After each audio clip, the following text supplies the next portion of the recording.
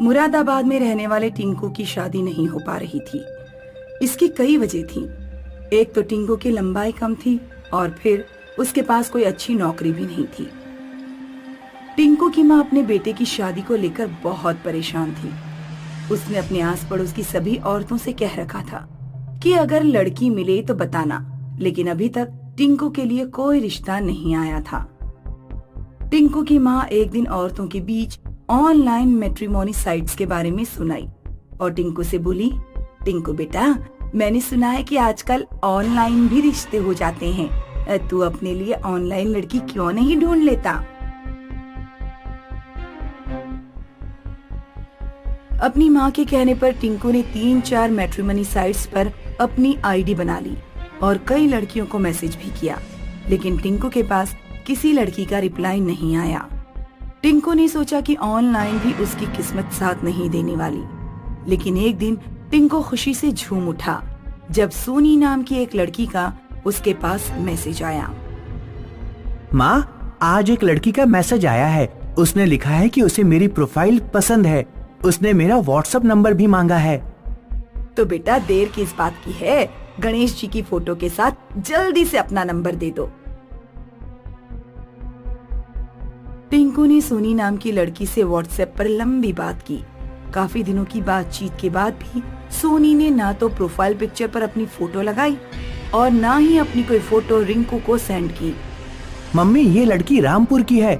ये बातें तो खूब करती है, लेकिन अपनी शक्ल नहीं दिखा रही है। दिखाएगी बेटा, कुछ लड़कियां शर्मीली होती हैं, थोड़ा धैर्य रखो। एक दिन सोनी का मैसेज आया कि वो टिंकू से मिलना चाहती है। सोनी ने मिलने की जगह का एड्रेस भी सेंड किया और मिलने के लिए रात का समय मांगा। माँ, ये कैसी लड़की है? ये मुझे रात में मिलने के लिए बुला रही है। बेटा, हो सकता है दिन में कहीं काम करती हो, रात में बुला रही है। सिर्फ इसलिए पीछे हटने की जरूरत नहीं है। तुम उससे मिलने जरूर जाओ। जिस दिन टिंकू सोनी से मिलने जा रहा था, टिंकू की माँ ने उसे दही शक्कर खिलाया और अपना आशीर्वाद दिया। बेटा, बात पक्की करके आना। सोनी ने शहर के बिल्कुल बाहर रामपुर रोड पर किसी रेस्टोरेंट का एड्रेस दिया था। टिंकू ऑटो से रामपुर रोड पर पहुंचा, लेकिन उसे वहां कोई रेस्टोरेंट नहीं दिख रहा था। टिंकू ने सोनी को कॉल किया, लेकिन सोनी ने कॉल नहीं उठाया। सोनी ने एक टेक्स्ट मैसेज किया जिसमें लिखा था कि वो फोन पर बात नहीं कर सकती, सीधे मिलकर ही बात करेगी।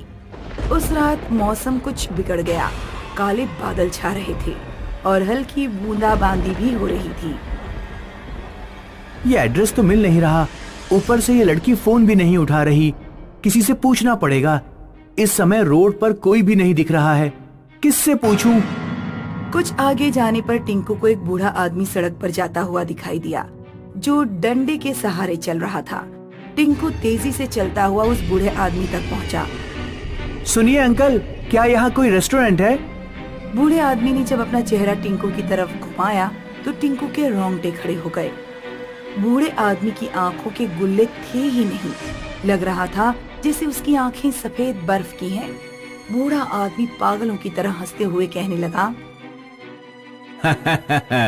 मैं तुम्हारा ही इंतजार कर रहा था। आ गए।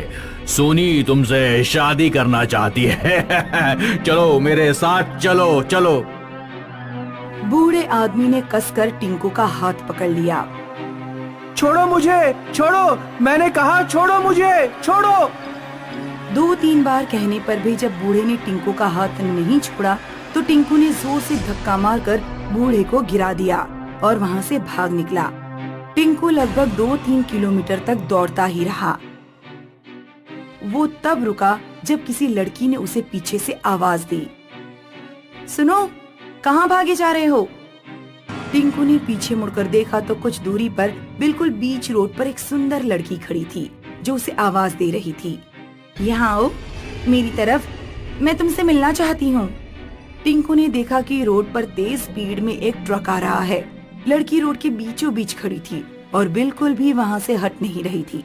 टिंकू चिल्लाया, मैं तुमसे मिलना चाहती हूँ, यहाँ आओ। इससे पहले कि टिंकू लड़की तक पहुँच पाता, टिंकू की आंखों के सामने ट्रक लड़की को कुचलकर चला गया। खून के छींटे टिंकू के चेहरे तक आए। ये मेरे साथ क्या हो रहा है? वो बूढ़ा आदमी कैसे जानता था कि मैं सोनी नाम की लड़की से मिलने आ रहा हूँ? उसी समय टिंकू की मम्मी का फोन आया। हेलो मम्मी, यहाँ पर कुछ अजीब चीजें हो रही हैं। मैं घर वापस आ रहा हूँ मम्मी। बेटा, लड़की से मिले या नहीं? नहीं मम्मी, मैं नहीं मिला और ना ही मिलना चाहता हूँ। टिंकू को रोड पर एक ऑटो आता हुआ दिखाई दिया। टिंकू ने ऑटो वाले को रोका और ऑटो में बैठ गया। भैया, मुरादाबाद बस अड्डे ले चलो जल्दी। टिंकू ऑटो में अपनी मम्मी से बात कर रहा था। तभी उसने देखा कि ऑटो वाले का सिर एक चुड़ैल के सिर में बदल गया। चुड़ैल का सिर 180 डिग्री पर टिंकू की तरफ घूम गया और टिंकू चलते हुए ऑटो से कूद पड़ा। जब टिंकू की आंख खुली तो उसने खुद को हॉस्पिटल में पाया। क्या हुआ था माँ? मैं यहाँ कैसे पहुँचा? घबराओ नहीं बेटा, तुम ऑनलाइन रिश्ते भेजने वाली एक चुड़ैल के चक्कर में फंस गए थे। एक बस वाले ने तुम्हें यहाँ हॉस्पिटल पहुँचाया। उसी ने बताया कि कुछ साल पहले रामपुर में सोनी नाम की एक गरीब लड़की रहती थी जिसकी शादी नहीं हो पा रही थी। सोनी ने अपने लिए मैट्रिमोनी साइट से ऑनलाइन रिश्ता ढूंढना शुरू किया। उसकी राहुल नाम के एक लड़के से दोस्ती हो गई थी, लेकिन वहाँ भी सोनी को धोखा ही मिला।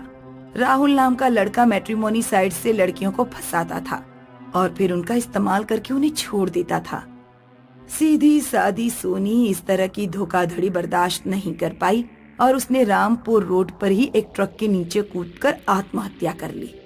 तब से वो ऑनलाइन रिश्ता ढूंढने वाले लड़कों से बदला ले रही है।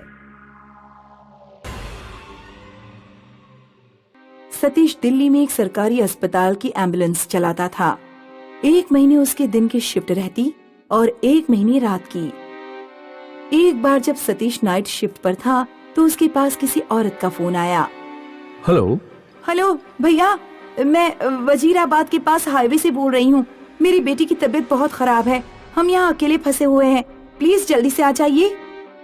घबराइए नहीं मैडम, मुझे आप अपना नाम और लोकेशन व्हाट्सएप पर शेयर कीजिए। मैं करीब आधे घंटे या 45 मिनट में पहुंच जाऊंगा। 2 मिनट बाद सतीश के मोबाइल पर लोकेशन और नाम आ गए। वो गूगल मैप के हिसाब से एम्बुलेंस लेकर चल दिया। सतीश को एम्बुलेंस चलाने की नौकरी कुछ महीने पहले ही मिली थी, इसलिए उसे रूट्स की ज्यादा जानकारी नहीं थी। दिन में तो वो लोगों से पूछ लेता था, लेकिन रात के टाइम रास्ता ढूंढने के लिए उसे गूगल मैप पर ही निर्भर रहना पड़ता। औरत की भेजी गई लोकेशन के हिसाब से सतीश एक सुनसान रोड पर पहुंच गया। वो एरिया शहर से कुछ कटा हुआ था।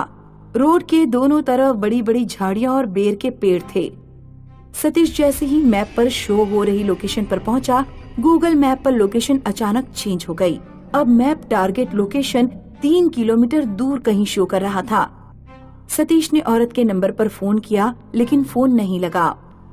आपके द्वारा डायल किया गया नंबर नेटवर्क कवरेज क्षेत्र से बाहर है। सतीश ने व्हाट्सएप कॉल की। हेलो मैडम, क्या आप मेरी आवाज सुन पा रही हैं? Hello madam, hello. Phone cut गया और उधर से कोई आवाज नहीं आई। कुछ देर बाद मोबाइल पर सिग्नल आना बंद हो गया। ये मुझे कहाँ फंसा दिया? तभी सतीश को काफी दूर सड़क पर एक औरत दिखाई दी, जिसके साथ एक लड़की भी थी। औरत एम्बुलेंस की तरफ हाथ दिखा रही थी। सतीश ने तुरंत एम्बुलेंस स्टार्ट की और तेज स्पीड से उन लोगों की तरफ बढ़ने लगा। तभी झाड़ियों से कोई अचानक भागता हुआ निकला। इससे पहले कि सतीश एम्बुलेंस के ब्रेक लगा पाता, एम्बुलेंस उस व्यक्ति से जा टकराई। सतीश बुरी तरह घबरा गया, क्योंकि पहले कभी उसके साथ इस तरह एक्सीडेंट नहीं हुआ था। वो एम्बुलेंस से उतरकर देखने गया कि उसने किसके ऊपर एम्बुलेंस चढ़ा दी है। जब उसने एम्बुलेंस के नीचे देखा तो नीचे कोई नहीं था। सतीश ने फिर सामने रोड पर देखा। पहले जो औरत लड़की के साथ खड़ी थी वो भी गायब हो चुकी थी। सतीश समझ गया कि जो उसके एम्बुलेंस के नीचे आया ना तो वो इंसान था और ना ही सामने से बुला रही औरत और लड़की। ये सब किसी आत्मा का फैलाया भ्रम है। मुझे जल्द से जल्द यहाँ से निकलना चाहिए। सतीश ने जैसे ही ड्राइविंग सीट का दरवाजा खोला, उस पर एक चुड़ैल बैठी हुई थी।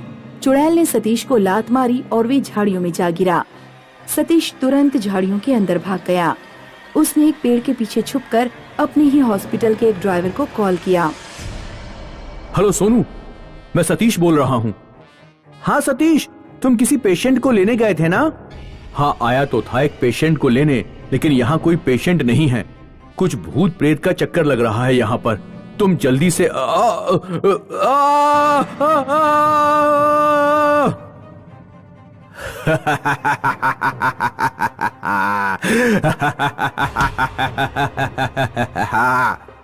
हेलो सतीश, सतीश क्या हो रहा है वहां पर? हेलो सतीश, सतीश क्या तुम मेरी आवाज सुन पा रहे हो? Hello hello Satish. एम्बुलेंस में एक ट्रैकर लगा होता है। सोनू एम्बुलेंस को ट्रैक करते हुए अपनी बाइक से सतीश को ढूंढने निकला। करीब 20 मिनट में वो एम्बुलेंस की लोकेशन पर पहुंच गया। एम्बुलेंस स्टार्ट थी और उसका सायरन बज रहा था। सोनू ने सबसे पहले दरवाजा खोलकर ड्राइविंग सीट देखी। ड्राइविंग सीट पर कोई नहीं था। फिर उसने जाकर पीछे का दरवाजा खोला। पेशेंट को लेटाने वाली सीट पर सतीश की लाश पड़ी हुई थी। उसके माथे पर गहरा काला निशान था। 2 महीने हो गए, पर पुलिस को सतीश की मौत का कारण नहीं समझ आ रहा था। कुछ महीनों के बाद सोनू ने न्यूज़पेपर में उसी रोड पर हुए एक और हादसे के बारे में पढ़ा। हादसे में एक प्राइवेट हॉस्पिटल का एम्बुलेंस ड्राइवर मारा गया था। सोनू ने हादसे वाली जगह के आसपास पूछताछ की तो उसे एक बूढ़े आदमी के बारे में पता लगा, जिसने उसे उस लोकेशन का रहस्य बताया। 1 साल पहले यहाँ से कुछ दूर वजीराबाद में एक औरत अपनी लड़की के साथ रहती थी। औरत की लड़की डिप्रेशन का शिकार थी। एक रात उसने जहर खा लिया। औरत ने तुरंत एम्बुलेंस पर फोन किया। एम्बुलेंस ड्राइवर हॉस्पिटल से ठीक समय पर निकल गया था, लेकिन वो रास्ते में एक जगह शराब पीने के लिए रुक गया। ड्राइवर द्वारा की गई देरी के कारण लड़की की जान चली गई। एक लौती लड़की ही उस औरत की दुनिया थी। उसने लड़की के मरने पर फांसी लगाकर आत्महत्या कर ली। उस औरत की आत्मा ही अक्सर एम्बुलेंस ड्राइवर को फोन करके यहाँ बुलाती है और उनसे बदला लेती है।